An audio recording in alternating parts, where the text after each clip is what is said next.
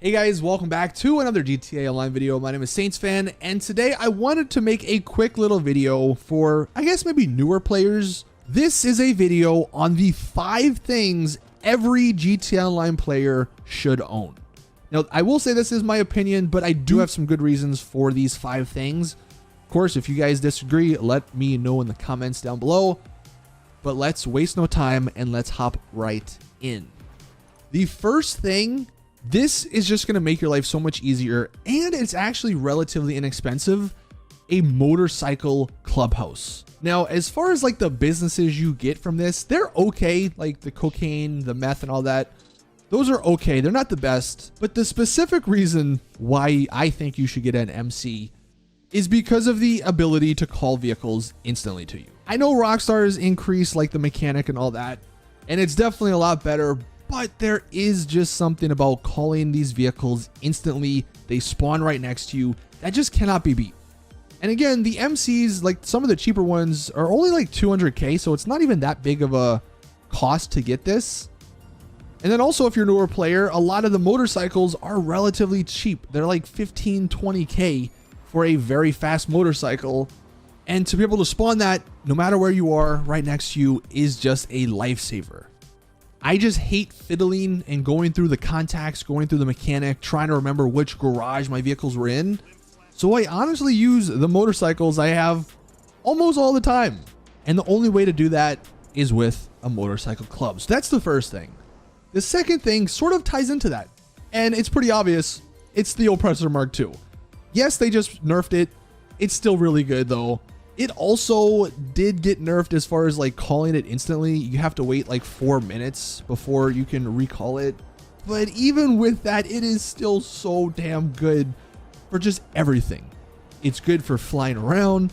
It's good for if you do need to like try and kill people or try and defend yourself. It's decent for that. It still takes out NPCs really well, even with all the nerfs. I still think it's one of the best, if not the best and most useful vehicle in the game. No longer do you have to deal with traffic. No longer do you have to deal with the little waypoint system telling you where to go. You just get on your Oppressor Mark II and you just fly there. It does cost a bit of money to get. You need a terabyte, I believe, but it is hands down one of the best purchases you can make in the game. The third thing I think every player should have is the Kosatka, the submarine. And the reason is because this gives you access to the Cayo Perico heist, which is still the best way to make money. There are a bunch of annoyances with it. Like, don't get me wrong.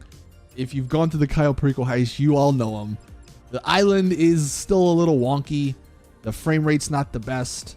The AI there isn't the best. But if you're just looking to make money as quick as possible, as efficient as possible, the Cayo Perico is still the way to go. Plus, the submarine is a fantastic property.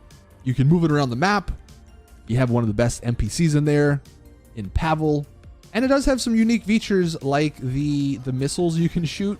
And you can go off the radar as well. You also get the Sparrow. It's an extra cost, but you get the Sparrow, which is probably one of the better helicopters in the game that you can spawn next to you.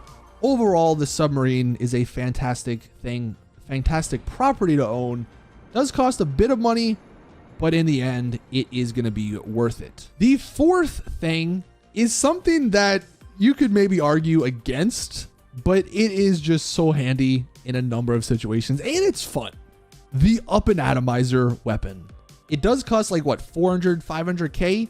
So it is a little expensive for a weapon, but it is just a lot of fun. And it's actually pretty damn useful. There's a bunch of situations where my car gets stuck or the stuff I'm transporting gets stuck. Just bust out the Up-n-Atomizer, blow it away to a better spot where, you know, I can get into the vehicle or I can get the contents I'm trying to deliver. It's great. And it's fun to like shoot at other players. If like you have a try-hard PvP guy trying to kill you, just hit him with the Up-n-Atomizer. They go flying in the air, and then you hit him again when they get up. It also works for NPCs. I mean, it's not the best weapon for NPCs, but it is pretty damn good. And in my opinion, is one of the better things Rockstar has added in recent years. And then the fifth and final thing, this one I was debating on putting some other things here, but ultimately I decided to go for the agency. One of the other new properties Rockstar added. honestly probably mainly for the Amani tech that you can put on certain vehicles. It sucks that there are only like 8 vehicles in the game that have this Amani tech, but it is so nice to be able to drive a car in the game without being able to get locked onto by other people in the lobby. And that's what Amani tech does. It gives you some armor on certain vehicles, but the main point, people cannot lock onto you. So people on Oppressor Mark IIs, people in jets, people just with regular cars like Deluxos and stuff, people with rockets, they cannot lock onto you if your vehicle has Amani tech.